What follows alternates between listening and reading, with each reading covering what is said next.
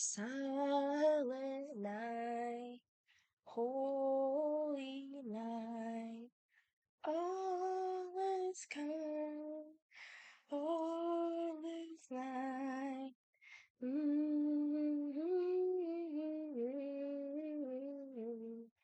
don't know where that came from, but we are back. It's 10:54 a.m. and we're gonna read for another 30 minutes. Without further ado, let's get started. I think I'm on chapter 6 now. Yeah. Okay, that's what I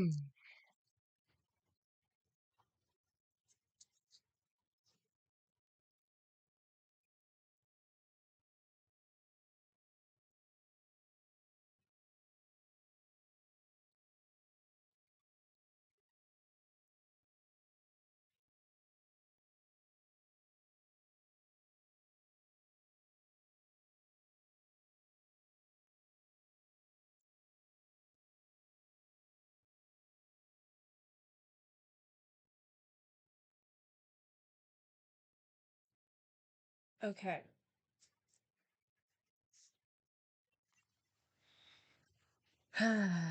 Chapter 6, Preparation and the Harem of My Head. Let's go. Where to? Empire. We'll see. Marilyn Dietrich. Marilyn, she's an intellect, an architect, an artist type. Marilyn, I got her in the harem of my head.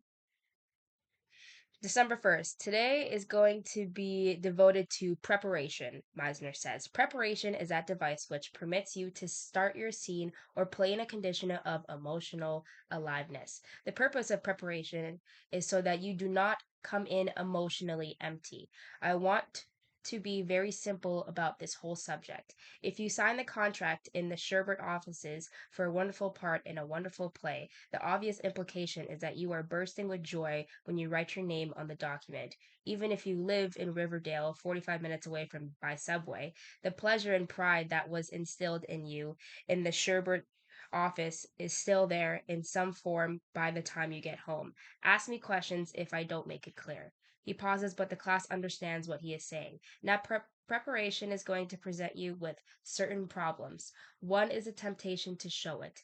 Look, Ma, how happy I am. Or miserable. Look, audience, how overjoyed I am. So you project your stare of being. You do things to make people sense your emotional condition. Another thing which cannot be repeated too often is that preparation lasts only for the first moment of the scene. And then you never know what's going to happen. I'll illustrate that. Rosemarie, don't let me forget to illustrate that. In the early days of the Stanislavski system, Mr. S was looking for true behavior and if what he wanted was great pleasure. He asked where you look for the reality of great pleasure. His answer was simple. You remember a time when you were under the influence of great pleasure. That's called emotion memory. I don't use it, and neither did he after 30 years of experimentation. The reason, if you are 20 and work in a de- delicatessen, the chances are very slim that you can remember that glorious night you have with Sophia Loren. The chances are slight that you know the full pleasure of what kind of glorified. Am I making myself clear? The class nods. In other words, what I am saying is that what you're looking for is not necessarily confined to the reality of your life. It can be in your imagination. If you allow it freedom with no inhibitations, no properties, to imagine what would happen between you and Sophia Loren, your imagine is, in all likelihood, deeper and more persuasive than the real experience. Is that clear?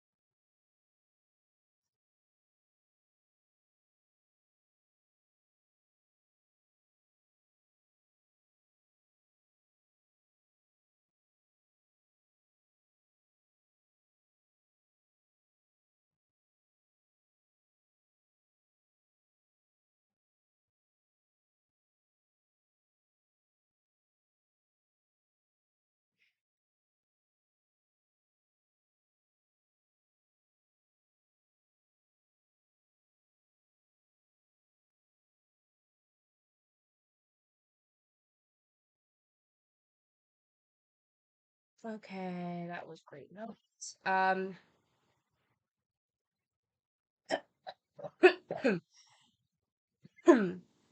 Can anybody tell me what I'm saying? John raises his hand. You're saying that our imaginations are every bit as strong, if not stronger, than the experiences we can recall from our past. Right, Rosemary? So if I needed to feel that some great burden had been taken off my back, could I use something like I'll never have to work for the next 10 years? I won the lottery? Is it better to use the circumstances from my real life, like how much I hate serving bacon burgers and how sudden freedom from doing that kind of work would make me cry with joy? It's better to use what moves you, what affects you, so I don't have to pretend that I'm Cinderella. No, or that I live in a hut and have always wanted to have a pair of glass shoes. No, you don't have to, but if living in a hut and finally getting a pair of shoes does it for you, use it. All I'm saying, don't complicate it. It don't complicate it. Does is don't come in empty. Get your inner life from what given circumstances suggests. This has to do with self stimulation of your emotion. The reason I ask you about wishful thinking was because I want you to find in yourself that element which belongs only to you and to no one else, which is stimulating from you and for no one else. Now, the source of where you find that inner life is not necessarily related to the needs of the scene. In the last century, the English actor William Charles Macready,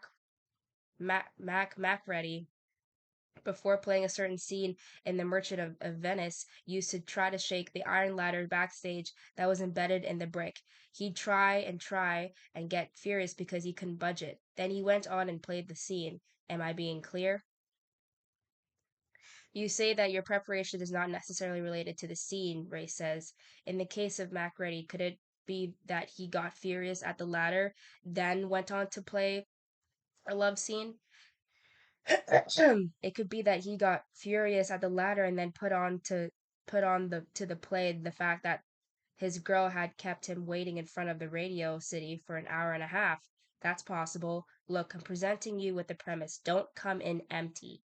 Yes, I find the things that stimulate me, Betty says, are physical things more than thinking about serving hamburgers or Cinderella or something intellectual, which doesn't move me. You've got to find the things that stimulate you. If I want to come in feeling romantically sad because my girl left me for an older man, the class laughs. I might be able to get it from singing that Shalmaltzy theme from T. from Tchaikovsky Sixth Symphony. Are you getting the general idea? The dress embroidered with emeralds is pure imagination. You don't even know what there is about emeralds that titillates you, but you do know that that two big emeralds on your finger make you feel like royalty. I thought about that all week, Rosemary says, and maybe I should see a psychiatrist, but I never even given myself the option of thinking of dressing in emeralds like that. Maybe I should stop thinking of mundane things and start to dream more. It's not true that you only think about mundane things, Meisner says. I'll tell you what I mean about that. First of all, Dr. Froude, Ziggy, his friends call him, maintains that all fantasy comes either from ambition or, for example, if I give you $1 million, I've gotten more charitable since last week, and you told me you'd use it to build yourself a glorious house in Hollywood. That would be ambition. And for I'm reminded of a joke. Two guys go to the movies. They get online and one of them says, "You know, Sophie Lauren was marvelous," and the other guy doesn't reply, and the first guy says, "I had a fine time with Liz Taylor too. She has great elan." The other fellow doesn't say anything, but finally he smiles and says, "You know Greta Garbo? I'm having her now." The class laughs. That's preparation right now.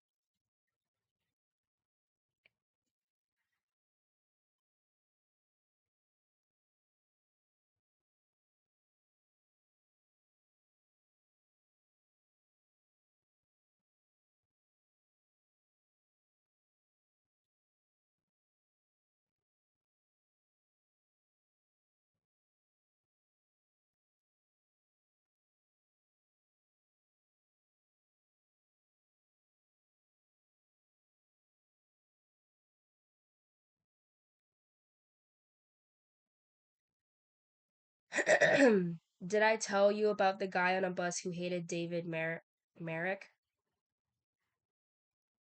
Well, this guy, a would-be playwright who was desperate to get away from his father's zipper factory, spent the day sitting in David Merrick's outer office. And Merrick wouldn't see him. Going home on the bus, he sees an advertisement with an elegant man smoking a cigar, and though the guy doesn't realize it, the man looks a bit like Merrick. Suddenly, his mind begins churning. That fool just doesn't get just doesn't well that fool, just because he's got a desk 60 feet long with plays, he thinks he's a producer. Well, he's had more flops than Shawbirds and the Nederlanders put together. Well, he continues to fume about the incompetence and crass stupidity of David Merrick until the bus comes to a stop. And an old lady has her feet in the aisle, but he's not looking because he's so furious. So he trips over the poor lady's feet. He says, "Go yourself." The class laughs. See, the accident of the advertisement led to free association, which led in turn to rage that the poor lady bore the brunt of. That's an example of how free association can induce a preparation. Macready shook a ladder, somebody else sings a song, somebody else wears a dress made of emeralds, somebody else wins the lottery and had 10 years with nothing to do, but I become the best actress she can be. But those approaches can be repeated only as long as they're effective.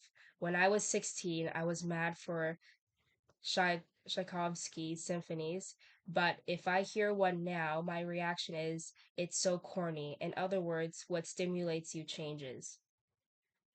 Meisner pauses to let the class absorb his point. When I was 13, excuse my using those personal examples. I always talked through the regular Monday morning assembly in public school. I was a very nervous kid. I even talked while they were playing the Star Spangled Banner. Finally, the principal, Julius Bloom, called me out from the audience and said, "Go to my office and wait for me," which I did. Well, I had to bring my mother. I had to bring my father. My punishment was that I had to sit in the corner in the last row and nobody allowed me to talk. There was the First World War, and since I was unpatriotic, I must be a German symphonizer. That went on, and it's not funny to be ostracized ostracized that way. Then they had a big contest, write an essay on why we should all buy Liberty bonds. I won first prize. What could they do to me? Here, I'm not a patriotic and write the prize winning composition. So I was reinstated. Meisner lights a cigarette. The point I'm making is that when I think back on that experience, I think it's both amusing and stupid, but not what I'm supposed to be feeling when somebody says, "Remember how hysterical you were when you threw up when they threw you out of school." Over time, the meaning of past changes.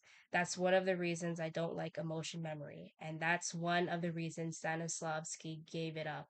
For a moment, Meisner seems lost in thought. Rosemary holds up her hand. "Sandy, you asked me to remind you to illustrate something." "Oh, yes." "Do you want to do it?" She stands up. Then pick someone to be your partner, your boyfriend. She chooses John. "Look, I'm going to tell her what the pre-circumstances are, what you, Rosemary, bring on stage with you. The two of you live together." Scott Roberts, he says to his assistant, who sits next to the amplifier that supplies his voice. "Turn that off so I can whisper."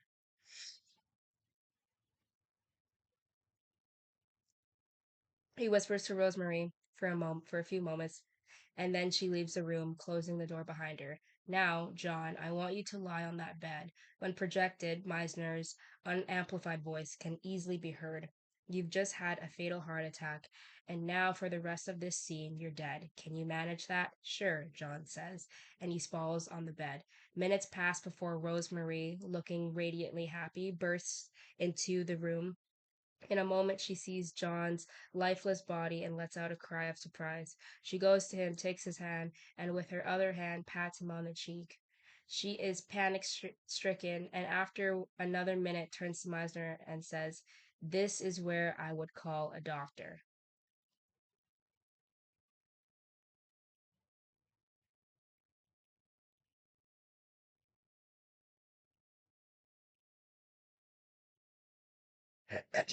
Okay, Meisner says, now this illustrates my point. Preparation lasts only for the first moment.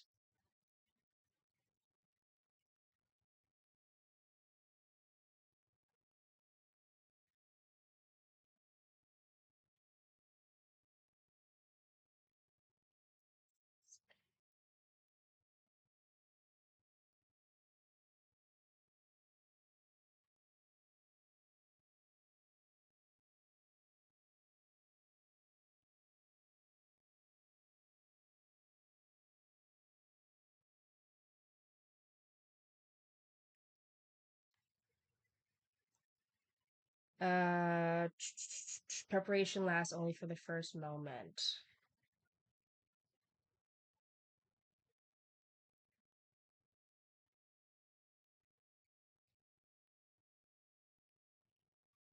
Do you see my point? I'll tell you something. Rosemary, no criticism. It's a comment. Your preparation was too thin. Suppose you decided to come up to the third floor singing at the top of your voice.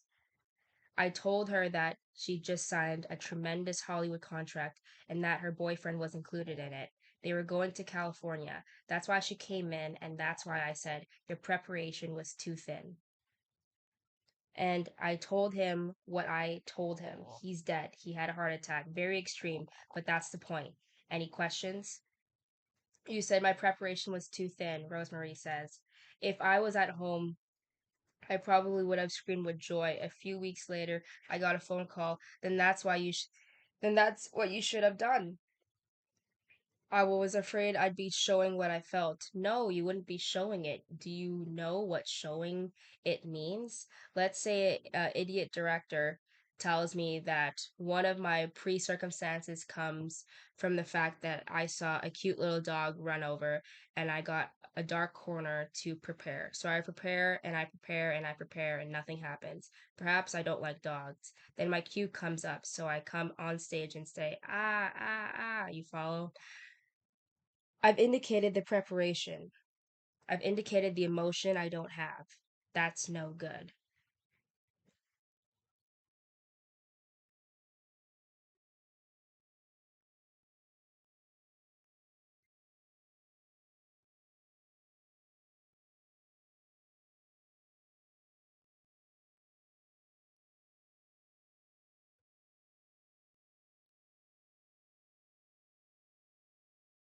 Hmm. Meisner pauses to put out his cigarette. Just one more thought, and then I'll shut up for a minute. Some years ago, I owned a car. In winter, I got into my car. What's the first thing I did when I started the car? I pulled out the choke to give the cold motor some extra gas. It's a warming up process, right? Well, for an actor, preparation is a warming up process. Hmm. He looks around the classroom. Let's take a break.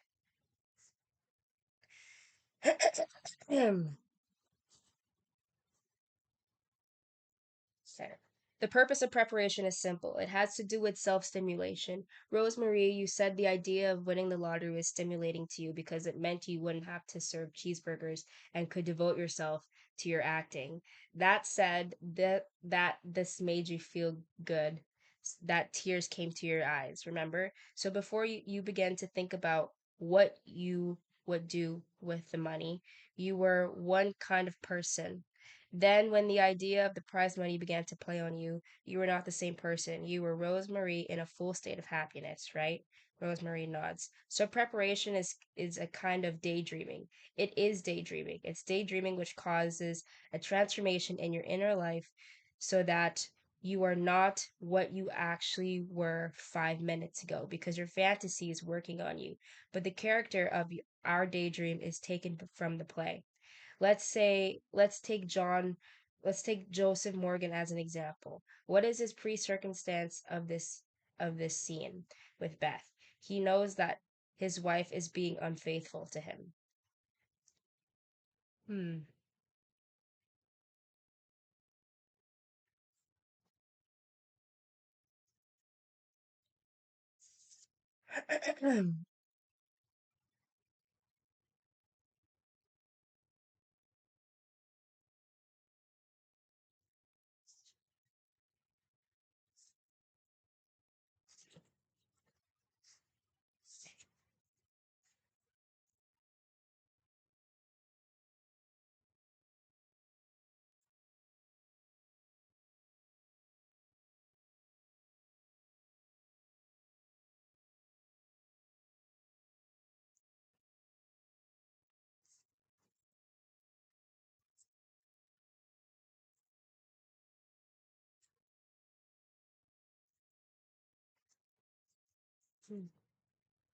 Okay. Freud says that fantasies come from either or ambition. He also says that as we get older, we become ashamed of having fantasies that they don't belong with adulthood, that they're for children. Meisner looks at Joseph. Suppose and don't follow this. Joe Morgan, I'm simply using your scene because it's relatively easy. Let's assume that you decide that knowing your wife is unfaithful to you in an abject humiliation. Therefore, you have a certain amount of work to do on your inwards in order to propel Joel Morgan into an acute addition of self humiliation. Humiliation. Now, where does he get that? Suppose he thinks of an incident where a director, after 3 days of working with him, stops the rehearsal. This might have depended in his real life, or more importantly, he could invent it. He has a choice. The director says in front of the entire company, Morgan, you're fired. You have about as much talent as a dead chicken. Do you see? You can build that up any way you personally like. Then the director, who is a real bastard, says to you, I know a girl who knows you, and she told me that you're inept, and the description she gave to me of your trying to be Rudolph Valentino was positively hilarious. Every word of that fantasy cuts like a knife, so that you'd like to crawl under the table and disappear. That's how ashamed you've become. Joseph shifts uneasily in his chair. Can you see the process here? Let's continue with our imagination. Suppose that this preparation induces in Joe a need to go into a corner and try to disappear. Then in comes the wife, and the scene is between the wife and the worm. Now, that worm, that pathetic man, ashamed, humiliated, call it what you like, has been induced by imagination. You're prepared, you're ready. Then the scene begins, and I conveyed a logical process to you. The class nods. The fantasy of the daydream is more personal, most secret of acting values.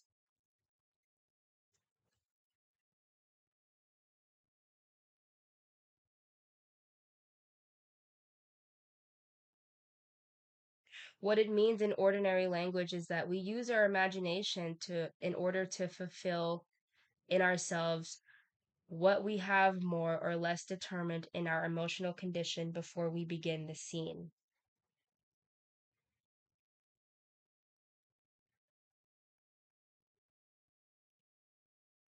We use our imagination in order to fulfill ourselves what we have more or less determined in our where we begin the scene. Hmm.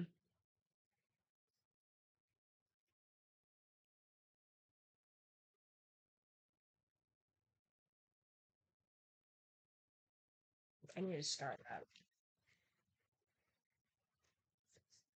I need to start this.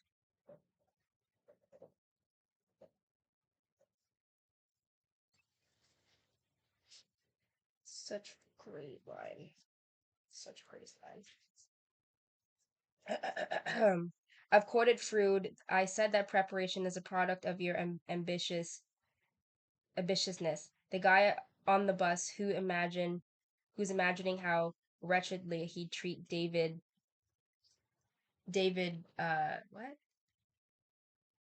Merrick when he begs for the right to produce his next plays using his ambitious imagination, feeling that you want to die of shame because of your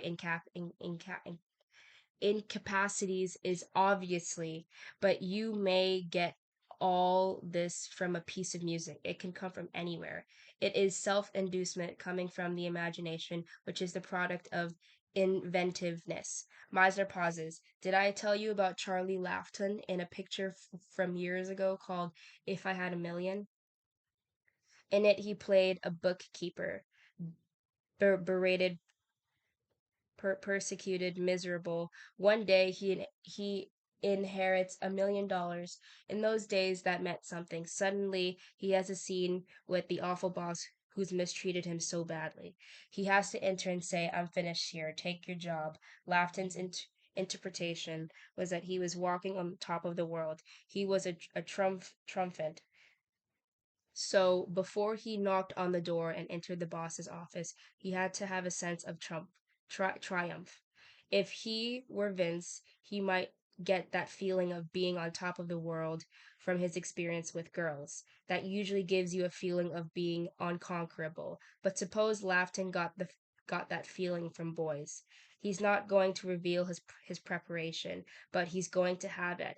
And if anybody says to him, "Where did you get that feeling of being a conqueror when you knocked at that door?" His only answer is, "None of your business." That's how private and personal preparation is.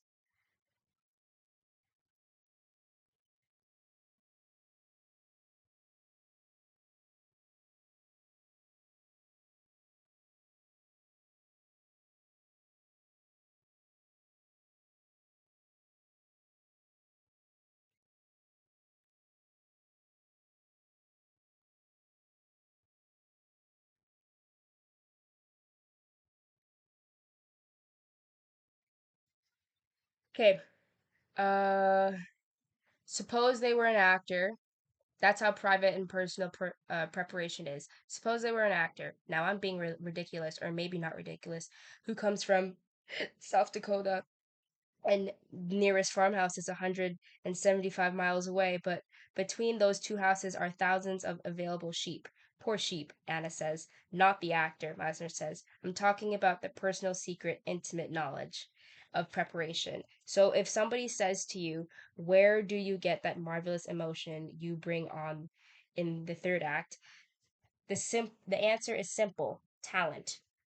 Class laughs. I'll tell you something about preparation. Be prepared to let it go astray. Be prepared to make mistakes. There's more I could tell you, but I think I've said enough today. As I think about it, I tend to make it seem dramatically significant, but it needed be. Sometimes you don't need any preparation. Again, Meisner pauses. I'm open to a few legitimate questions. John raises his hand. When we're working on the stage, he asks, is the idea to make your preparation as full as possible because we're in theater as opposed to being in film, where acting is more contained? I'll tell you this, you cannot escape the impact of emotion, whether it's in a big theater or a tiny one. If you have it, it inflates you. Correction, inflates. It's not a good word. If you have it, it infects you and the audience. If you don't have it, like Helen Hayes, don't bother. Just say the lines as truthfully as you are capable of doing. Don't You can't fake emotion. It immediately exposes that you ain't got it.